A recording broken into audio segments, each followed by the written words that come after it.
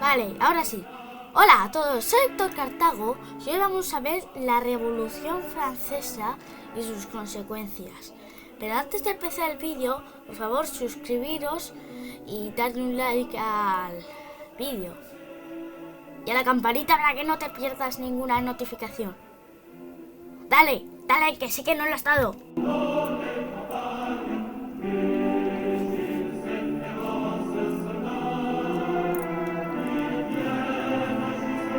Este tipo de aquí se llama Luis XV.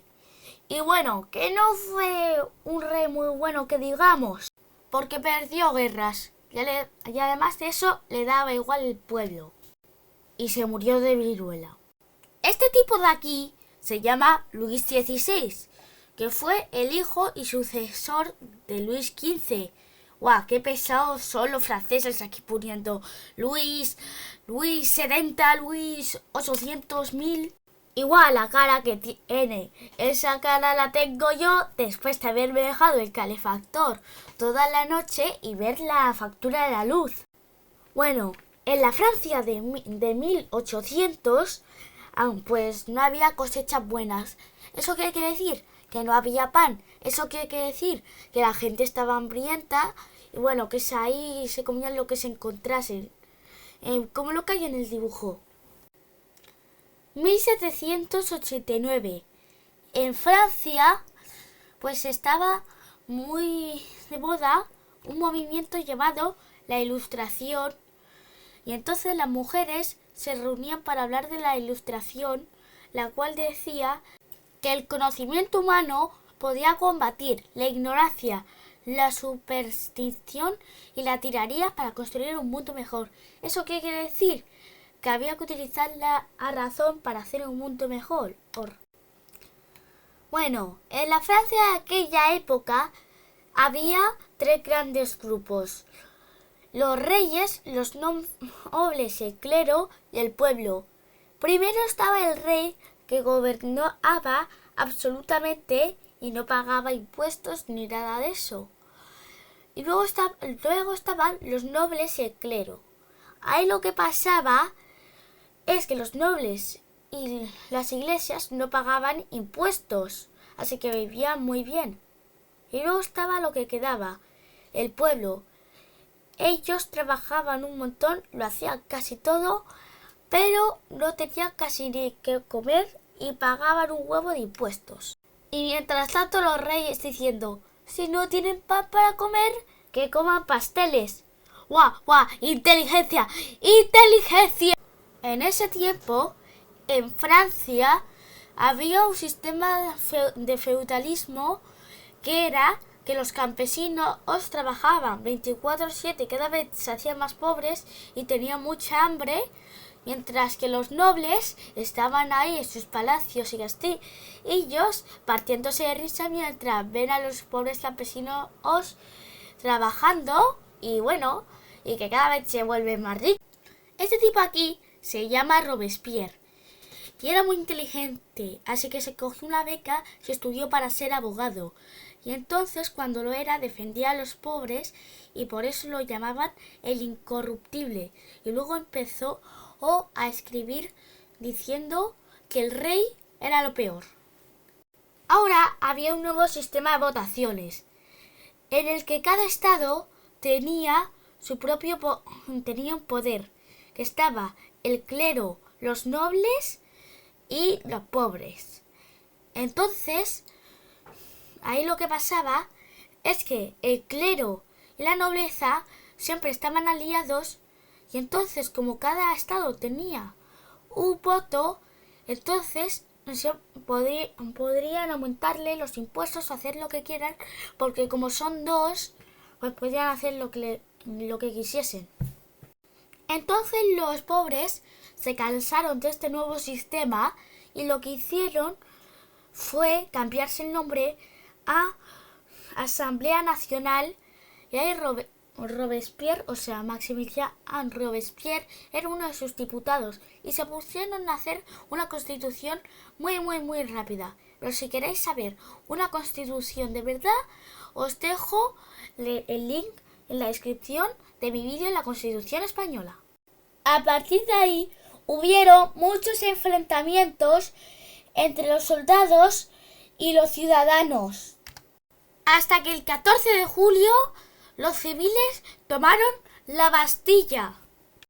Entonces los ciudadanos entraron dentro y entonces liberaron a todos los prisioneros del rey Luis XVI.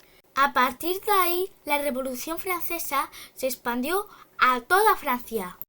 El 11 de enero de 1993 ejecutaron a Luis XVI. Y después de eso, el pueblo ya tenía muchísimo miedo porque pensaban que todos iban a ser guillotinados y que todos iban a morir. Así que se rebelaron y mataron a Robespierre. Y el 21 de agosto de 1992 se declaró la República Francesa. Y entonces, en 1795, se hizo una nueva constitución que anuló todas las locuras que hicieron los jacobinos. Y entonces, a partir de ahí, pues los demás países seguían amenazando con invadir Francia. Y entonces, ahí lo que pasó fue que entró Napoleón Bonaparte. Y es por eso que el 9 de noviembre de 1799 Napoleón Bonaparte toma el poder de Francia. Y entonces ahí hacen consulado que había 3 cónsules, uno de ellos él, y a partir de ahí comenzó la era imperial. Entonces Napoleón Bonaparte pierde la batalla de Leipzig, o también conocida como la Batalla de las Naciones, que fue librada en 1813. Que esto fue de las guerras napoleónicas, que lo que quería Napoleón era conquistar el mundo y que Francia fuera la nación suprema, pero eso no se pudo gracias a esta batalla y gracias a otra muy importante que ahora vamos. Y entonces volvió a la monarquía, y esta vez con Luis XVIII. Pero qué pisados con los Luises. Bueno, si alguien se pregunta dónde está Luis XVII, fue un niño de 10 años que lo ejecutaron los jacobinos. Bueno, se murió de hambre, pero eso no importa. Y entonces Luis XVIII, que bueno. Vaya cara de comerse 7 pasteles. Es más corto que yo después de haber salido de un buffet libre de pizzas. Pero por Dios, ¿cómo puedes estar tan corto? Bueno, quitando eso, Napoleón Bonaparte vuelve al poder. Entonces, Napoleón Bonaparte vuelve al poder de Francia porque el pueblo se había acordado de que por qué habían derrocado a la monarquía. Y entonces así fue el imperio de los 100 días, que Napoleón estuvo 100 días hasta la batalla de Waterloo, en la que se enfrentó al ejército británico y prusiano, o sea, alemán. Ahí lo que pasaba es que Napoleón Bonaparte mandó un mini ejército a por las tropas alemanas mientras combatía contra las tropas británicas. Entonces lo que pasó fue que las tropas británicas se resistieron y que además de eso las tropas prusíacas pues habían derrotado a su mini ejército y habían llegado para ayudar a sus aliados británicos. Y fue exiliado a la isla de Santa Elena, o sea, la que estáis viendo en pantalla. La Revolución Francesa marcó el fin de la Edad Moderna y el principio de la Edad Contemporánea. La Revolución Francesa trajo a Europa la retirada del control absoluto de la monarquía en Europa. Esto quiere decir que los reyes ya no mandaban tanto. Y bueno, si alguien se pregunta por el dibujo del principio, se llama La libertad guiando al pueblo y que representa la libertad guiando al pueblo. Bueno, buenas tardes y adiós.